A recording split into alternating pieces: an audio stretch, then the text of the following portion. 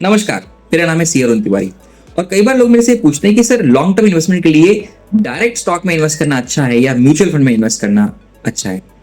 तो आज मैं बताता हूँ रीजन कि भाई अगर आप लॉन्ग टर्म इन्वेस्ट कर रहे हो तो क्या आपको चूज करना चाहिए। सबसे पहली बात देखिए, अगर आप एक फुल टाइम वर्किंग पर्सन हो और आपके पास खुद के लिए भी टाइम नहीं है और आप स्टॉक पे रिसर्च नहीं कर सकते या आपके कुछ एक्स्ट्रा ऐसा कुछ नॉलेज नहीं है या कोई आपको सीक्रेट आपके पास कोई कैपेबिलिटी नहीं है, तो आप म्यूचुअल फंड के रिटर्न को कभी भी बीट नहीं कर सकते या आपका जो पोर्टफोलियो है कभी भी म्यूचुअल फंड के रिटर्न को बीट नहीं कर सकते।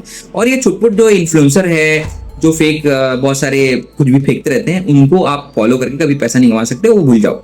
तो अगर आपके पास फुल टाइम नहीं है, आपके पास एक्स्ट्रा कुछ रिसोर्सेज नहीं है, आपके पास एक्स्ट्रा कुछ कैपेबिलिटी नहीं है, तो आप म्यूचुअल फंड के रिटर्न को नहीं बीट कर सकते। तो अगर आप रिटर्न नहीं बीट कर सकते तो फालतू का टेंशन क्यों पालने का।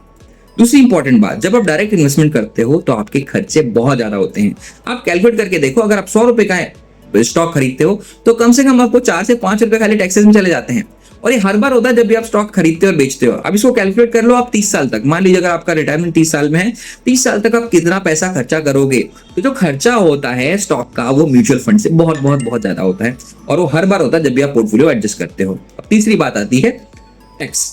तो जब भी आप भाई डायरेक्टली इन्वेस्टमेंट करते हो तो आपको दो चीजें होती है। जब भी आप पोर्टफोलियो एडजस्ट करोगे तो आपको अगर प्रॉफिट हुआ तो कैपिटल गेन देना पड़ेगा, आपको डिविडेंड मिला तो उसके ऊपर भी टैक्स देना पड़ेगा।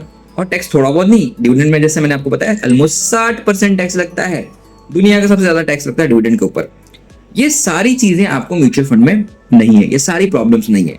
तो भाई अगर आपके पास स्पेशल कुछ नहीं है, आपके पास बहुत टाइम नहीं है, तो अच्छे एक म्यूचुअल फंड चूज कर लीजिए, आपको बढ़िया रिटर्न मिल जाएंगे। क्योंकि म्यूचुअल फंड का एक ये होता है कि अगर म्यूचुअल फंड पोर्टफोलियो एडजस्ट करते हैं तो उसके ऊपर उनको कैपिटल गेन के ऊपर टैक्स नहीं देना पड़ता।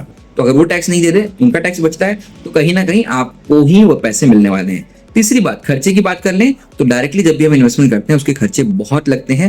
म्यूचुअल फंड वालों के खर्चे बहुत कम होते हैं। कुछ कुछ म्यूचुअल फंड जो निफ्टी 50 वगैरह में इन्वेस्ट करते हैं उनके खर्चे 0.6% होते हैं भाई, बहुत बहुत कम होते हैं। और 1 रुपी सेव्ड इज 1 रुपी अर्न, और ये आप 30 साल तक करते हो। जब इतने सारे फायदे हैं, हेडेक बिल्कुल जीरो है, तो क्यों डायरेक्टली इन्वेस्टमेंट करके अपना एक फालतू का हेडेक पालना है, सिर्फ ये शो ऑफ करने के लिए कि यार देखो मैं कितना बड़ा वो हूं। तो हो सकता है एक साल आप अच्छा पैसा कमा भी लो, लेकिन जब लॉन्ग टर्म में देखोगे ना तो डायरेक्ट स्टॉक्स नहीं है बॉस। हम लोगों के लिए अच्छे कंसिस्टेंट म्यूचुअल फंड बेस्ट है जो हमें लॉन्ग टर्म में बढ़िया पैसे कमा के दे सकते हैं। ऐसे और टॉपिक पे डिस्कस करना है, देखना है तो सब्सक्राइब करो।